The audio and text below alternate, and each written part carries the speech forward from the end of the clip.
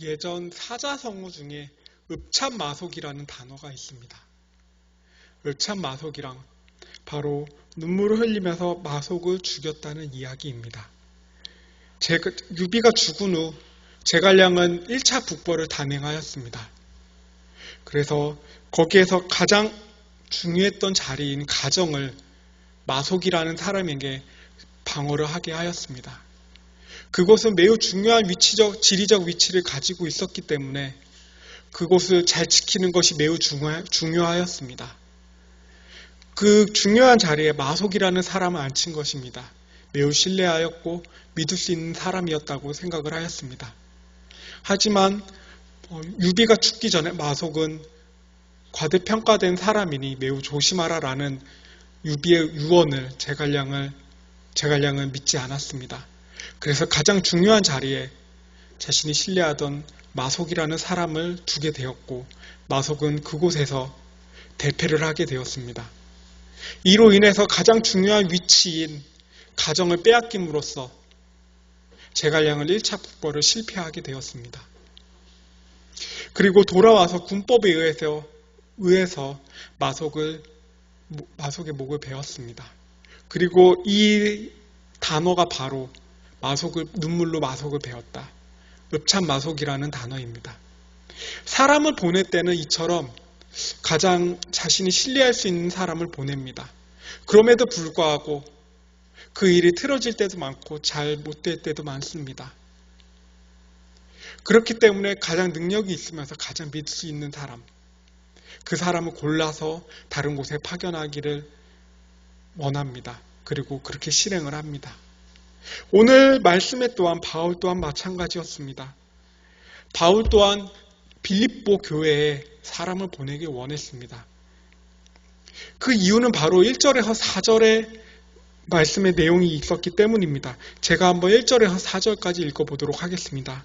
그러므로 그리스도 안에 무슨 권면이나 사랑의 위로나 성령의 무슨 교제나 긍휼이나 자비가 있거든 마음을 같이하여 같은 사랑을 가지고 뜻을 합하여 한 마음을 품어 아무 일에든지 다툼이나 허영으로 하지 말고 오직 겸손한 마음으로 각각 자기보다 남을 낮게 여기고 각각 자기 일을 돌볼 뿐더러 또한 각각 다른 사람의 일을 돌보아 나의 기쁨을 충만하게 하라. 아멘.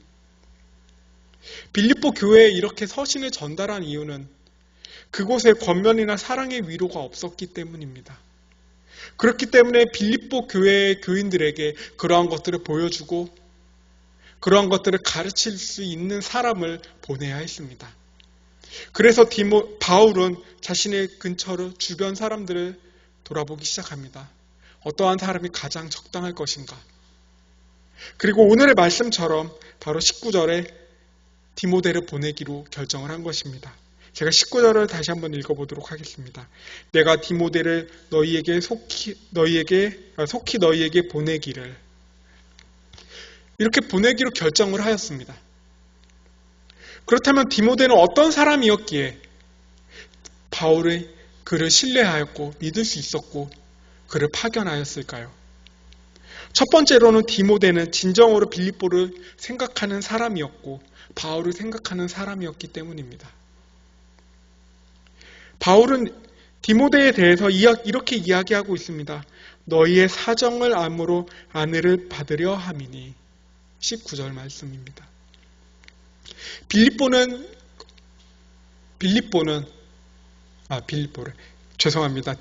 빌립보 교회가 세워질 때 바로 그 자리에 있던 사람입니다.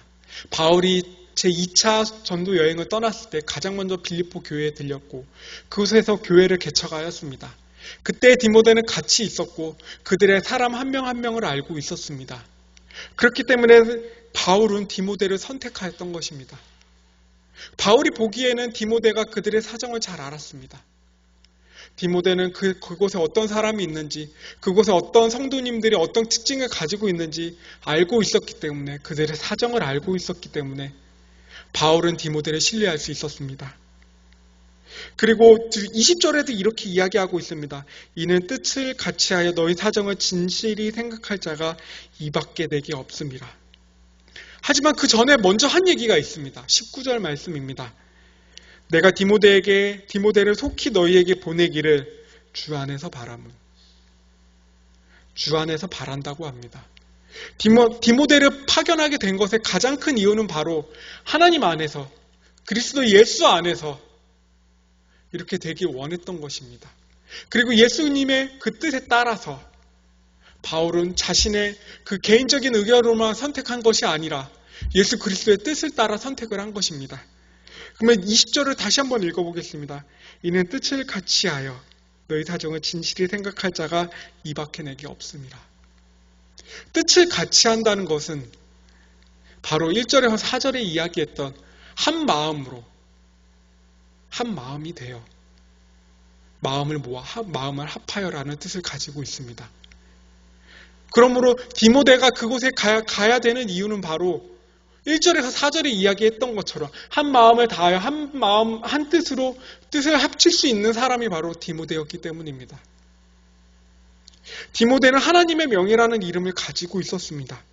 그렇기 때문에 하나님의 명예, 하나님께서 그 정해주신 그 뜻을 가지고 그들에게 나아갈 수 있었고 하나님의 그 뜻에 따라 행하는 모범이 될 수 있었던 사람인 것입니다. 두 번째로는 죄송합니다.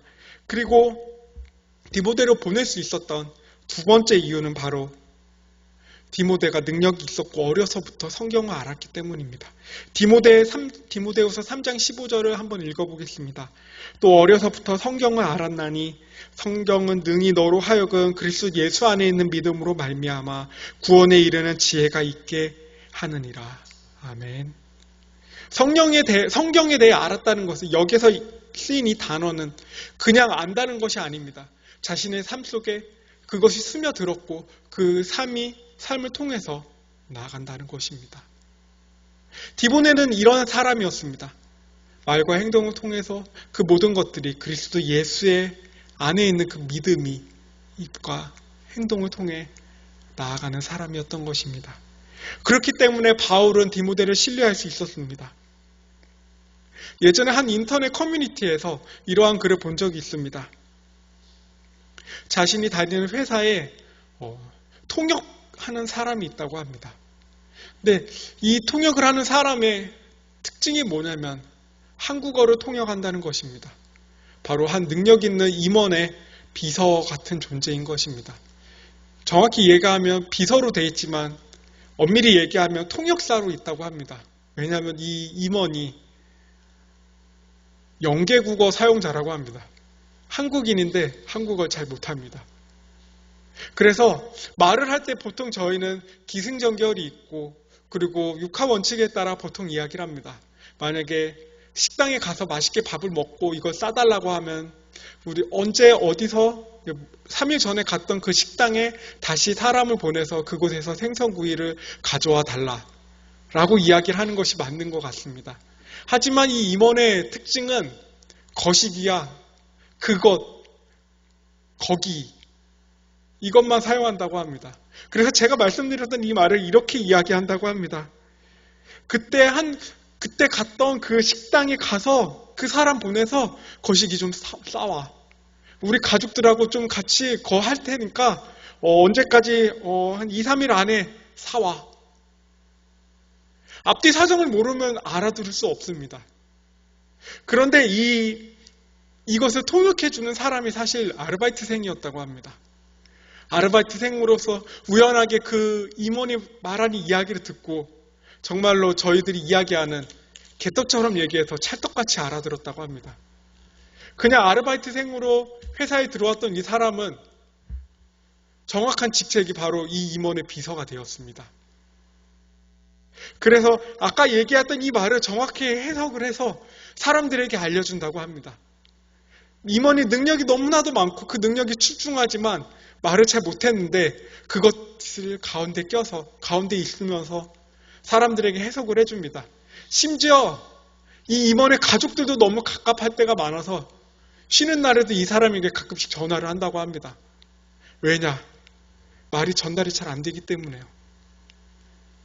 이 임원에 대해 정확히 알고 있던 이 비서는 정확히 말을 해줄 수 있는 것입니다. 앞뒤 사정을 다 알고 있었고 말하고자 하는 뜻을 알고 있었고 사정을 알고 있었기 때문입니다. 디모데 또한 마찬가지였습니다. 디모데는 빌립보 교회가 세워질 때부터 알고 있었고 그들을 알고 있었고 교회의 사정을 알고 있었고 그리고 그곳에 어떤 사람들이 알고 있는지 알고 있었으며 그곳에 지속적으로 두세 번 방문을 함으로써 그들과의 좋은 관계를 맺고 있었습니다. 그렇기 때문에 바울은 디모데를 보낼 수 있었습니다. 저희도 또한 마찬가지입니다. 예전에는 저희가 그 띠를 두르고 예수천당 불신지옥 이런 띠를 두르고 노방전도를 많이 하였습니다. 하지만 지금은 그런 것보다 관계 전도를 더 중요시한다고 합니다. 사람들과의 관계를 통해서 그들과 말과 행동을 통해서 내가 어떠한 사람인지 어떠한 행동을 행하는지 그리고 내가 누구인지 밝힌다고 합니다.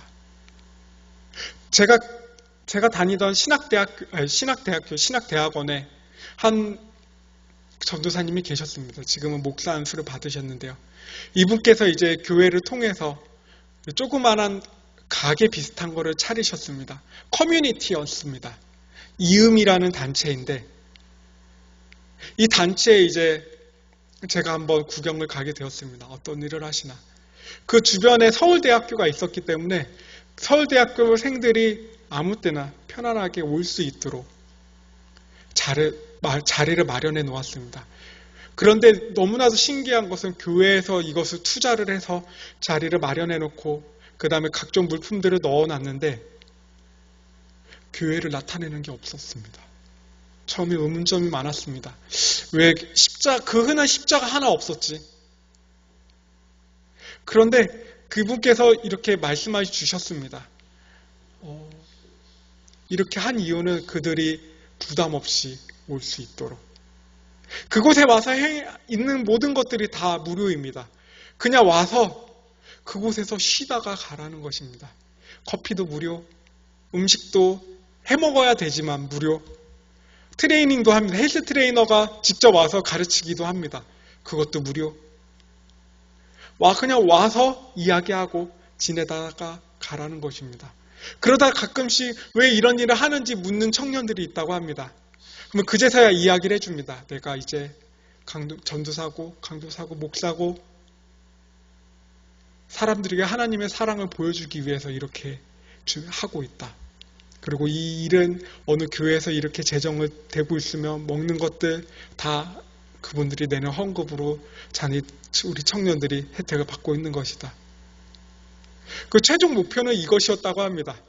사람과 사람을 연결해서 결혼을 시켜서 하나님의 그 사랑 안에서 거듭나는 커플이 되기 위한 그런 목적을 가지고 하고 있었습니다. 이 이음이라는 단체는 중간에 있는 단체였습니다.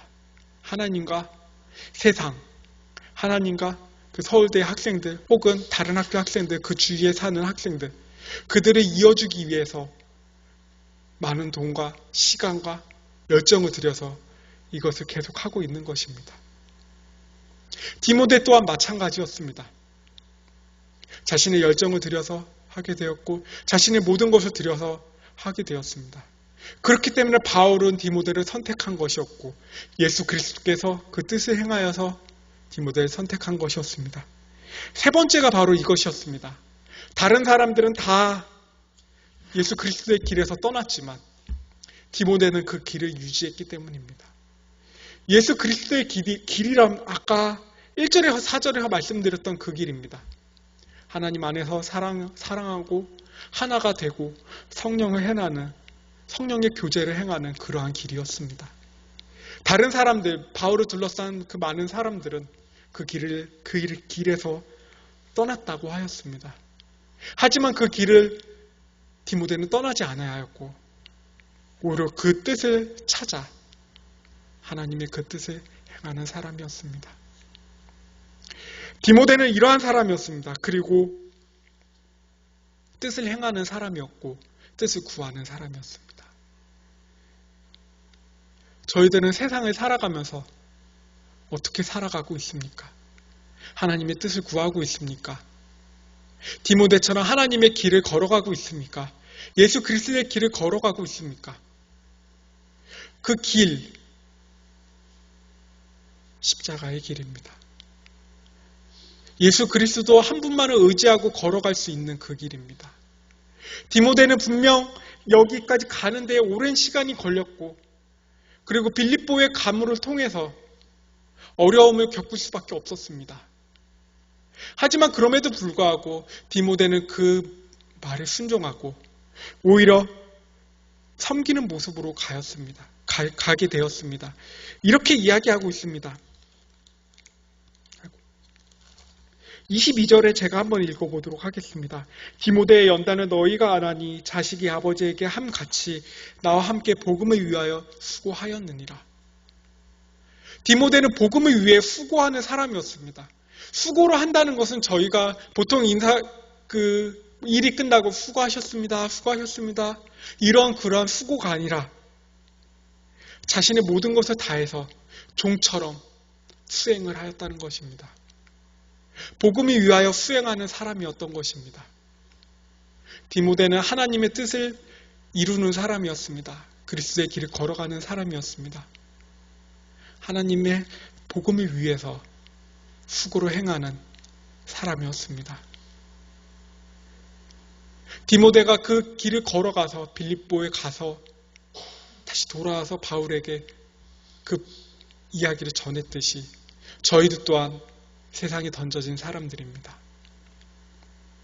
세상에 던져졌을 때 저희들이 빛과 소금이 되어야 합니다. 디모데와 같은 사람이 되어 세상을 향해 나아가야 하는 것입니다. 얼마 전이 아닙니다. 한 1년 전, 2년 정도 전에 제가 저희 장모님과 같이 설렁탕을 먹은 적이 있었습니다.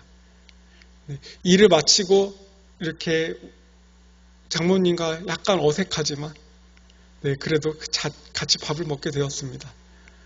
설렁탕 집에 가서 이제 밥을 먹는데 소금이 통에 담겨져 있었습니다. 너무나도 당연히 이렇게 소금을 덜라고 하는데 소금이 잘 나오지 않았습니다. 그래서 그 소금에 담겨져 있는, 소금통에 담겨져 있는 숟가락으로 막 긁어내었습니다. 조금 넣었는데 맛이 변하지 않았습니다. 더 넣었는데 맛이 변하지 않았습니다. 포기하고 후추를 넣고 그냥 먹었습니다. 어쩔 수 없는 선택이었습니다. 저희도 또한 마찬가지입니다. 설렁탕과 같은 세상에 소금과 같은 저희가 던져졌습니다. 짠맛이 나지 않는다면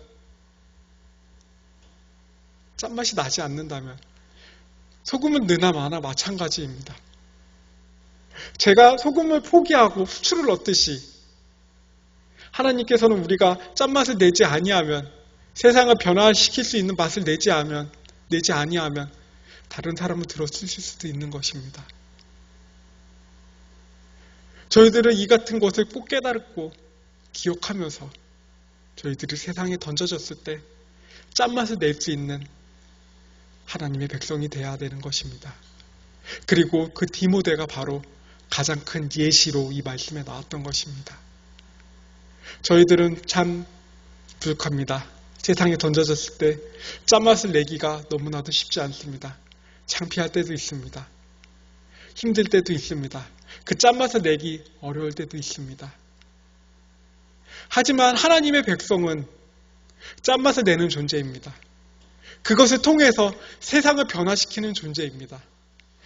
설렁탕에 소금이 던져졌을 때 맛이 변하고 간이 맞춰지듯이 하나님께 원하시는 그 백성이 되게 저희들은 노력해야 되는 것입니다.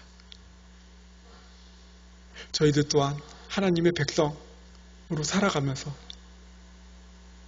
풍성한교회 성도님들도 살아가면서 하나님께서 원하시는 그러한 디모데와 같은 사람이 되시길 기원하겠습니다. 기도하시겠습니다.